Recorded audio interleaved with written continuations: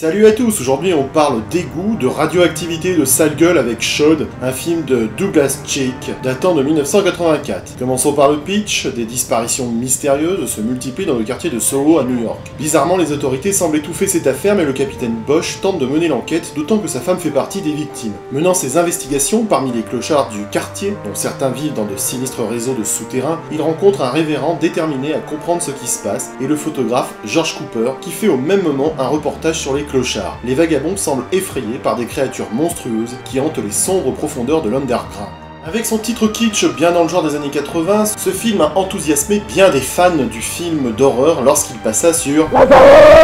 Je suis très content de posséder encore en VHS cette attachante petite production, pas piquée des hannetons. J'ai jamais compris cette expression. Sans spoiler, il faut bien dire que ces humanoïdes cannibales grotesques agiteront pendant 88 minutes la fibre nostalgique des cinéphiles qui ont connu cette belle époque et qui se rappellent à son bon souvenir. Le scénario se base sur un sujet classique du cinéma de science-fiction, à savoir la traditionnelle contamination d'organismes vivants qui, de par leur exposition à des radiations atomiques, subissent des mutations. Toutefois, Chud s'inscrit dans le cadre urbain ultra réaliste du monde déprimant des clochards de New York dans les années 80. La pauvreté sordide montrée dans le film est déjà assez gênante, et lorsque les mutants radioactifs y font leur apparition, on éprouve un second malaise devant les quelques rares scènes où ils se repaissent de chair humaine. Chud met aussi mal à l'aise que le film Maniac ou Frères de sang. Il annonce également Street Trash, film dérangeant et sordide de 1987. Toutefois, Street Trash se plaçait dans une tradition d'humour noir, plutôt proche d'Evil Dead ou de Reanimator, alors que Chud est un film tout à fait sérieux. Pas de place à la drôlerie, l'ambiance est lourde et parfois cradingue. Le scénario prend plus de temps à nous présenter les personnages principaux, et cela de façon soignée.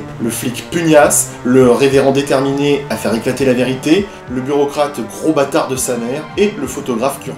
La mise en scène, le montage et les mouvements d'appareil sont relativement bien réalisés. Les moments de terreur sont d'ailleurs calculés pour pointerons en montrer, se basant plus sur la suggestion que sur les effets gore. Toutefois, ces derniers sont bien présents, mais ils sont dosés efficacement le temps d'un court plan ou entrevu dans les ténèbres. Enfin, les mutants sont toujours présentés très partiellement ou filmés de loin. J'ai eu la surprise de découvrir une grosse différence entre la version VHS que j'avais enregistrée sur... et la version qui circule aujourd'hui sur le net. La fin est différente entre les deux versions. Des scènes du film n'ont pas été montées au même moment et la durée est également différente. Chud faisait au départ 110 minutes lorsqu'il fut présenté au Festival de Cannes, où il y rencontra d'ailleurs un certain succès. Mais c'est suite au mauvais accueil qu'il reçut aux USA que la New World Pictures l'a raccourci de 88 minutes pour sa sortie VHS, et cela contre l'avis du réalisateur. Chud a cependant connu un bon succès en VHS, repassant des tas de fois sur...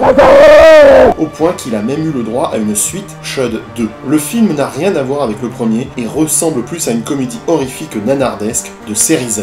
Chud est donc un vrai classique du genre de film d'horreur des années 80 qui risque de désappointer les cinéphiles habitués au rythme des films d'aujourd'hui. En effet, le réalisateur a plus misé sur l'atmosphère pesante et malsaine, sur l'enquête, ainsi que sur la représentation des personnages, et les mutants n'apparaissent que tardivement dans le film, ce qui risque d'en déconcerter plus d'un. Chud n'en reste pas moins une très bonne production horrifique et cradingue, à petit budget, indépendante et ambitieuse, qui ne tombe jamais dans le nanar. A bientôt les geeks!